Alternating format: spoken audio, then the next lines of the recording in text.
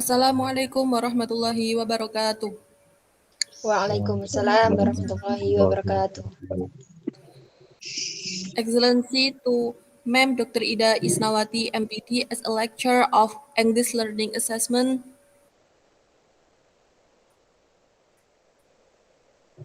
And honorable all of my beloved friends.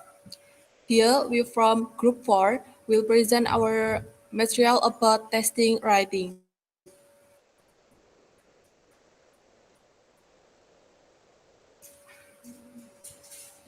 Okay, before we start our presentation today, let me introduce our member group first. For the first, Achfina Jannah, and the second, Azzizatul Umroh, and the third, Derga Surya Dinata. Fourth, me, Fitria Wahyuni, and the last is Indri Dwi Kurniawati. And then for the first material, the importance of setting writing tests. Here I have 8 the importance of setting writing tests. For the first is clarity of purposes. When you assign a writing task, you provide a clear purpose and objective for the writer. This helps them understand what is expected and what they need to achieve. And the second is skill development. Writing tests can be tailored to focus on specific writing skills such as grammar, vocabulary, structuring argument, or storytelling. By setting tests, you can guide writers in improving test skill. And the third, creativity and critical thinking. Depending on the test, you can encourage writer to think creatively or critically. For example, you can ask them to write a persuasive essay or a fictional story, stimulating different aspects of their intellect. And the next is progress monitoring. Setting tests allow you to track progress. You can assess whether the writer is improving over time, which can be essential in the educational or professional context. And the next is communication skills. Writing tests enhance communications skills. They require writers to articulate their thought clearly and consistently, a valuable skills in any field. And the next is feedback and evaluation. You can provide constructive feedback on completed writing tests. This feedback loop is essential for writers to learn from their mistakes and grow. And the next important is achieving goals.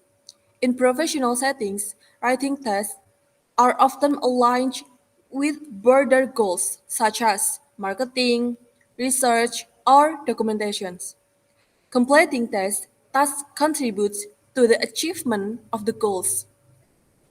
And the last is documentations.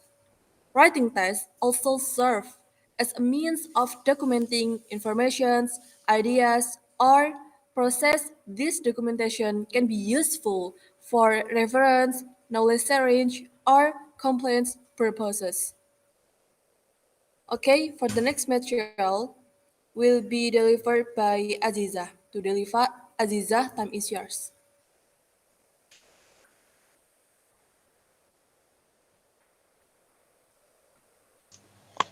Okay, I will continue the material about eliciting samples of writing. The task should elicit samples of writing which truly represent the student's ability. There are at least two things we can do to obtain the sample that properly represent each student's ability. The first one is to set as many tasks as is feasible. The reason for this are because students' performance on the same task is not consistent, and they sometimes are better at some tasks than others.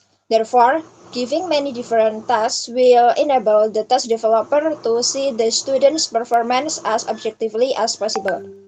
The second way to elicit students' writing ability is by testing only writing ability. Another ability which at times interferes with the accurate measurement of writing is reading. It is acceptable to expect students to be able to read simple instruction, but asking the students to read very difficult and long instruction in writing tests should be avoided. It will prevent the students to perform adequately on writing tests. To reduce students' dependence on the student's ability to read is to make use of illustration in the form of diagram, a series of picture or graphs. Okay, that's all from me. The next material will be delivered by Aziza. So Aziza, time is yours.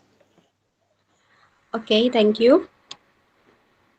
Next slide, please.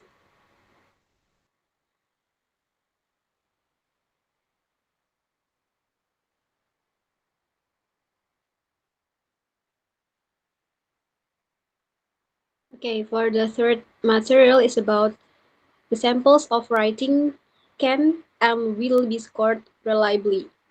Well, to facilitate reliable scoring, a task developer should set as many tasks as possible. The more scores the scores provide for each student, the more reliable should be the total score. The test takers should not be given too many choices as previously. The task takers should perform the same task to make the scoring easier. Finally, the samples of writing which are elicited should be long enough for judgment to be made reliably. Well, in obtaining reliable scoring of writing, the process of scoring can be done either holistically or analytically. Holistic scoring involves the assignment of a single score to a piece of writing on the basis of an overall impression on it. And then you can see in our PPT slide, it is an example of holistic scoring. The number 5, the main idea is stated very clearly, and there is a clear statement of change of opinion. The essay is well organized and coherent. The choice of vocabulary is excellent. There are no major or minor grammatical errors. Spelling and punctuation are fine. And then the next is number 4. The main idea is fairly clear and change of opinion is evident. The essay is moderately well organized and is relatively coherent. The vocabulary is good, and there are only minor grammatical errors. There are few spelling and punctuation errors, just a few. And then the number 3, the main idea and a change of opinion are indicated, but not so clearly. The essay is not well organized and is somewhat lacking in coherence. The vocabulary is fair, and there are some major and minor grammatical errors. There are a fair number of spelling and punctuation errors. And then the next is number 2. The main idea and change of opinion are hard to identify in the essay. The essay is poorly organized and relatively incoherent. The use of vocabulary is weak, and grammatical errors appear frequently. Spelling and punctuation errors are frequent. And then the last is number 1. The main idea and change of opinion are absent in the essay. The essay is poorly organized and generally incoherent. The use of vocabulary is very weak, and grammatical errors appear very frequently. Spelling and punctuation errors are very frequent. The next is method of scoring, which require a separate score for each of a number of aspects of a writing task, is said to be analytic. It is an example of analytic scoring. I just took two examples about content and grammar. For the content, number 5 is excellent, number 4 good, number 3 average, number 2 poor, number 1 very poor. So smaller the number, smaller the assignment.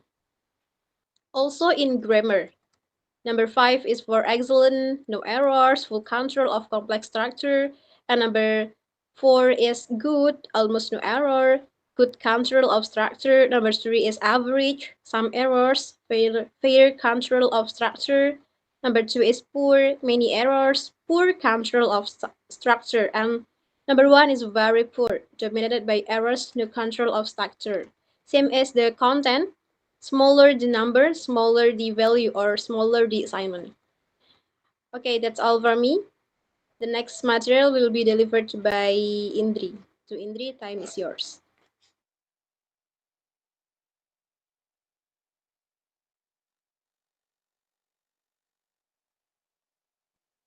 Okay, the next slide.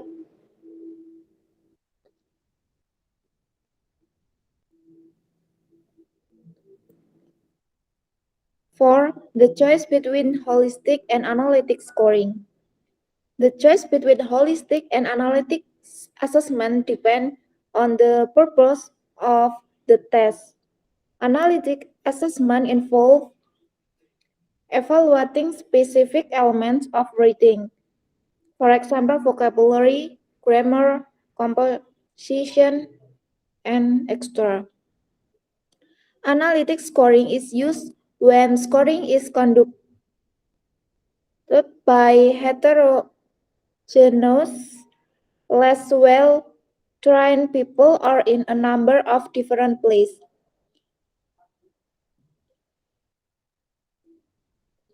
Analytic assessments are recommended when diagnostic information is needed or when assessments are conducted by less trained individuals or in multiple locations.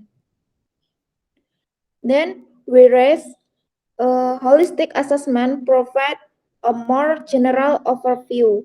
Holistic assessment may be appropriate when the assessment is conducted by a small group of people.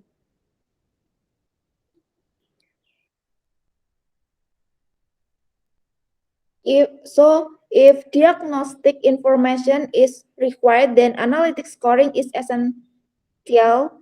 If the scoring is carried out by a small group of people, then holistic scoring might be appropriate.